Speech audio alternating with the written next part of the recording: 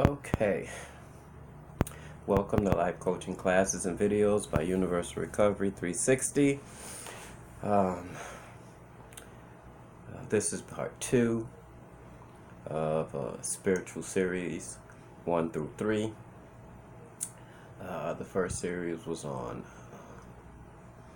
self, the difference between mental, physical, and spiritual. The second part of the series is going to be on something we're all familiar with. Jesus Christ. Okay, now, there is a truth about the name Jesus that a lot of people don't know.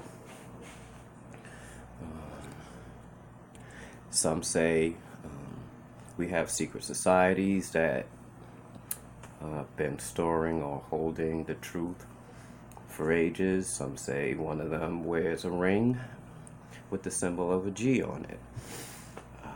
Some say the number 7 represents perfected man. The letter 7 is G. Some people say that the natural spelling to Jesus is Jesus, or pronunciation, yet it sounds like a G. Right? Some people say when you speak with the breath, we'll have to have an episode on the holy breath eventually, that when you say Jesus, the breath speaks, G is us. That everyone has power, or everyone has been given the authority to do as he did, or the version that we learned about did. Some people say, on your brother's birthday, do you get gifts? No. On your sister's birthday, do you get gifts? No. On your birthday, do you get gifts? Yes. There's only one person on this planet who, on their birthday, everyone else gets gifts. It's a day they set up called Christmas. December 25th is the day they use to represent his death. And on his birthday,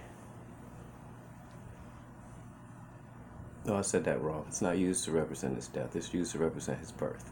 And on his birthday, everyone else gets gifts. I get gifts on his birthday, like it was my birthday. You get gifts on this birthday, like it was your birthday. Doesn't that tell you something?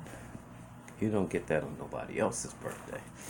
Right, so that's the second thing about Jesus Christ. Okay. The other thing is, he left some information and he made some statements. Right? Now, everybody knows what grace is, right? That most of us are saved by grace. But if you look up grace and don't go by what you think it means or what somebody told you it means or how it's been passed down through generations, you do your own research, you'll find out grace is that part of God inside of you. And people have been saying that for a long time. They say it about a few other things, like the Comforter. But Christ also said he was the truth. And he said the Comforter was the Spirit of truth, which means it could be his Spirit, right? If you do that type of math, right? So, you know you have within you the truth. He said also, I am the way. So you know it within you, you have the way. And I am the life. So you know that your life is important. It has value. So when you start, giving thanks and praying, and you have to kind of, and it's sad, but you have to kind of find out what it is you're really doing. There are some sayings about the difference between the words hallelujah and alleluia. One starts with an H, the other one starts with an A. One pronounces Hallel, the other one pronounces Allel. And some people think that there's a biblical angelic name for all, and Allel is God, apparently. But what is Hallel? Um, you have to look that up for yourself. Some things I don't like to say because I don't want to lose a person before they've even found themselves. So I won't do that. But I will say this, and in yourself, in your spiritual self, if you live in your spiritual self, you will live in grace. If you live in your spiritual self, you will live in truth. If you live in your spiritual self, you will live in love. Now, some people say love is the physical manifestation of truth, kind of like Christ is the fleshly manifestation of himself, which is truth, right? So, they say things like power. In the beginning was the Word, and the Word was with God, and the Word was God. Right? Words. So, when a person says, I am the truth, be the truth. Be what you say. When a person says, I am the way, be the way. Right? Be what you say. Be your words. Right? Because your words give you power. Some say, I don't want to do that. That's too much. Anyway, let's get back to the spiritual side. So, we get that grace is the part of God that's in us. We get that on December 25th. We all get gifts as if we were born on that day, which should tell us something. We know that the name itself could be confused or could be contrived or could be, right, a term to tell us something. G is us, or Jesus, or that the G is the seventh letter of the alphabet, and 7 represents perfected man, perfected woman, however you choose to look at it. We also know that the spirit is represented by fire, which is like, whoa. That's how Satan kills people. Fire. Whoa.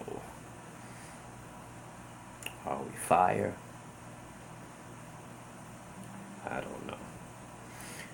But what I'm trying to say is, right, you can live in your flesh and you can become part of this world, right? Or you can live in your spirit and you can be in this world but not of it.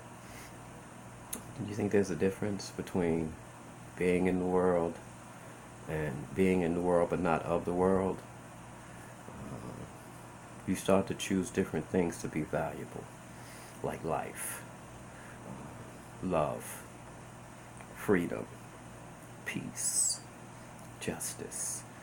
You know, when you live in your flesh, you get constricted by things like ego, deadly sins, all the things that the mind and body created for themselves for protection. All the things that other people have put in you from their experience of creating for themselves for protection, right? So you have a system of beliefs that have been handed down from God knows how long ago, right? That you don't even know you follow instinctively, right? You don't know why. Like some people say, I don't know why I'm attracted to this, or why my instincts are guiding me towards this. It's been in your history since forever. So even if you don't know it, right, it's in you. It's like how an elephant could be born someplace and you give it the freedom to do what it does and it will find its way home. Nobody ever said anything. Nobody said turn left, turn right. Just home. Like, I guess that should be good enough. Let's get back to the Christ. So I'm gonna say the Christ is a term like king or queen, but just higher in authority. Maybe highest in authority when it comes to terms. So Jesus was the Christ. Right. And thank God you have grace in you. Thank God you get gifts on the 25th. And thank God you have the ability to be Christ-like. Right? Let's make them in our image and in our likeness. Right? So thank God you have the ability to be Christ-like. That doesn't mean imitate. That doesn't mean become that person. It just means be a better you. Everybody that thinks they're chosen thinks that they've been gifted another person's or previous person or the soul of another person or previous person, and that's fine. But be you. Be unique. Be that thing that makes you different, knowing you are also that thing that makes you the same. It's okay. There is something in you that can make you better. I mean, the man said it himself. Greater things shall men do than I have ever done. But everybody wants to limit themselves.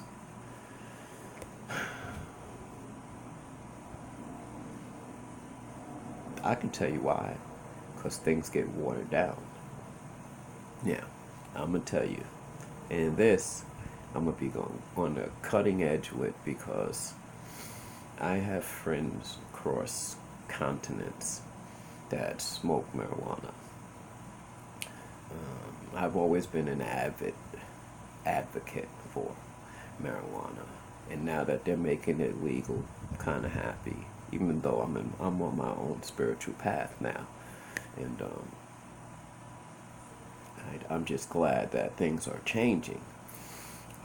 But what I will tell you, I notice, is that of all the people across continents, right, that use this new medical marijuana, right, they use it for issues with mental health, they use it for issues with physical health, right, but you no longer see or hear anything spiritual come out of it. Now, when I first started using weed, when I was a young jit, they call them, right? Marijuana used to connect you to your spiritual self. You start getting these questions about the universe, and you be all in your spirit, asking these weird questions, and people be like, man, you high, you in that thing, you feeling that thing, and you just be like, wonder why that is what it is.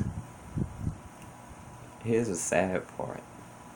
I get the mental health part that it helps with. I get the spiritual side. It can help with pain. It can help with relaxation. It can help with this. It can help with that.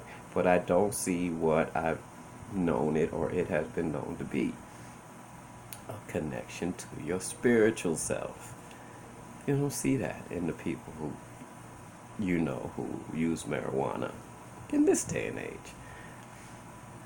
You don't see the wonder, the amazement at how beautiful like life is, and the world is, and the earth is. You don't see that come out of people anymore. Like, you don't get the chance to go, man, you tripping. Hey, why do you think that is? How is it that the connection to a part of you that most people say it's not really part of you, but a part of someone else. How could that be blocked? What kind of genius can create something that does that? Because everything else it was always meant to do and then some, but it blocks the spiritual connection that it was meant for, or that it's been known to be for since the beginning of time. You know, every tribe or creed of people had something that got them closer to their spiritual side.